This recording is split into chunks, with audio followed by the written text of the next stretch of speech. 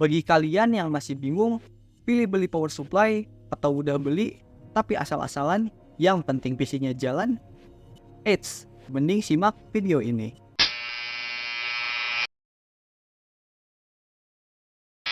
Kalian yang masih mikir buat beli power supply, buat rakit PC idaman, sebaiknya jangan pernah ngasal buat milih komponen ini, apalagi karena harganya murah, main ambil-ambil aja. Kenapa? Hal ini karena dengan memilih power supply yang sembarangan, bisa bikin komponen kalian timbulin banyak masalah. Mulai kurang maksimalnya performa perangkat yang dipakai, blue screen ke PC, crash mendadak, sampai kerusakan parah kayak duel atau kebakaran.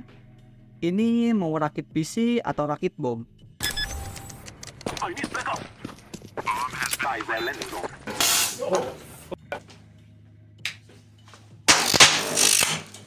Terus gimana caranya buat milih power supply yang benar?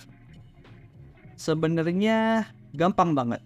Buat kalian yang udah punya PC atau ada hitungan mau beli komponen-komponen lainnya, kalian bisa langsung aja hitung pakai beberapa aplikasi atau website PSU kalkulator. Udah dihitungin deh, kalian mau pakai GPU apa, prosesor apa, hard disk dan RAM-nya juga tinggal masukin. Bener-bener ngemudahin kita, nanti bakalan muncul power supply yang mereka saranin buat kita dan berapa pemakaian listriknya.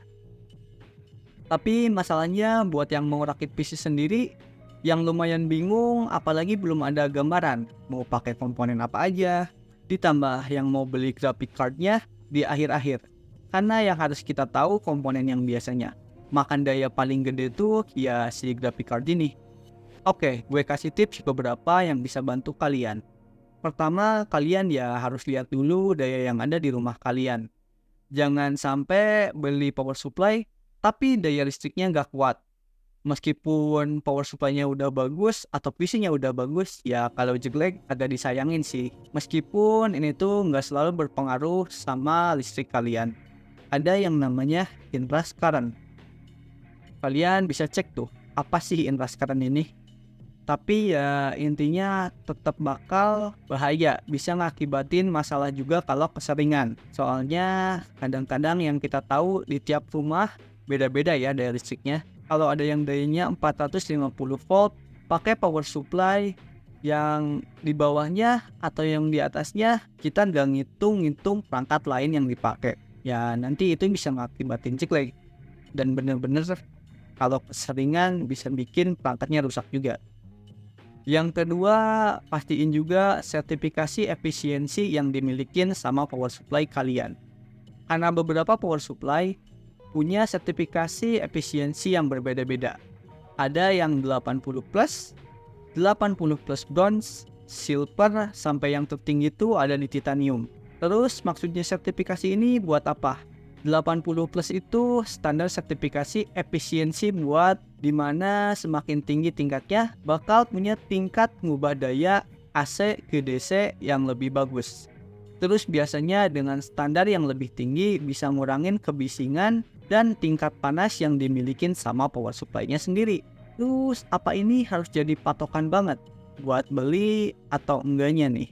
Ya sebenarnya nggak begitu juga, soalnya banyak tuh power supply yang sertifikatnya bisa dibilang dipalsuin di pasaran, apalagi tinggal nempelin stikernya doang kan. Bisa aja si customer atau orang awam percaya tuh, wah ini ada 80 plus titanium, tapi ternyata nggak asli atau nggak ori. Ya percuma. Dengan hal tersebut, kita bisa masuk ke saran yang ketiga, dimana ini tuh saran yang udah paling pas banget. Kalian beli dengan brand ternama kayak Crosshair, Coolmaster, Asus, dan banyak lah, dimana garansinya udah pasti, meskipun mahal dan nambah dikit biayanya. Biasanya mereka tuh udah pede dengan ngejamin keamanan baik dari segi proteksi atau sertifikasinya. Dan kita sebagai pelanggan gak perlu panik dengan apa yang dibeli, karena pasti banyak banget tuh di luaran sana yang udah ngasih saran dari PSU ini. Masih bingung juga nih, gue kasih rekomendasinya langsung, tapi cuma beberapa aja. Pertama ada PSP HP Pro 550 watt. power supply yang low to mid ini lumayan masih enak dipakai, efisiensinya sendiri masih 80 plus watt atau 80 plus biasa. Tapi udah lumayan buat kalian yang nyari di budget 600 ribuan.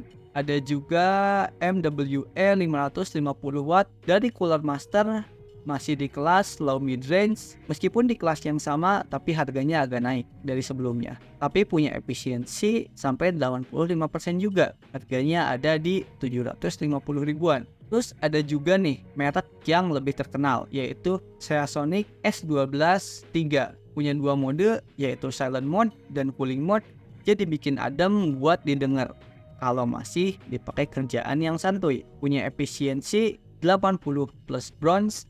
Ini tuh udah minimal banget ya buat midrange ke atas, sama garansi yang lama sekitar 5 tahunan. Udah aman dan cukup awet lama buat dipakai. Harganya cukup bikin dompet keringetan, karena buat 550 watt ada di harga 800 ribu sampai 900 ribuan. Tapi worth it aja buat jaga komponen sama keamanan perangkat biar awet tentunya. Dari rekomendasi di atas bisa dilihat, rata-rata power supply yang bagus itu memang punya harga yang lumayan mahal. Malahan udah lebih dari 500 ribu ke atas. Tapi buat keamanan, kenapa enggak? Mungkin segitu aja pembahasannya buat power supply dari gue. Ya kesimpulannya, buat pilih power supply ini meski buat penghantar daya, gak bisa asal-asalan pilih apa. Karena dayanya gede. Atau cuma RGB ajib-ajib nih PSU-nya. Gak bisa. Perlu dilihat mulai dari hitungan daya yang dipakai, kestabilan listrik yang ada di tempat kalian, dan jumlah kabel yang tersedia di power supply-nya. Jangan lupa. Karena bakal ngaruh banget ke performa sama keawetan komponen lainnya. Ibaratnya investasi, kalau kalian asal invest di komponen yang mahal, tapi power supply-nya abal-abal, ya nanti malah rusak yang mahal tuh.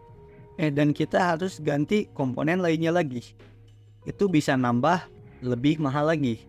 Dan terus jangan lupa sih ukuran power supply-nya, soalnya pasti beda-beda tiap casing sendiri. Nanti malah dipakai nggak pas ke casingnya. Makasih juga buat yang udah nonton. Buat kalian yang udah nentuin power supply dan udah dipasang di PC kalian, boleh dong komen di bawah supaya ada teman-teman yang nyari rekomendasi lebih tahu nih saran power supply yang mau dia pakai. Dan jangan lupa buat like kalau ini video membantu kalian. Jangan lupa juga buat subscribe kalau ngerasa channel ini benar-benar ngebantu banget dan pengen tahu mengenai teknologi atau IT yang lainnya. Makasih, gue Jen, undur diri, see you.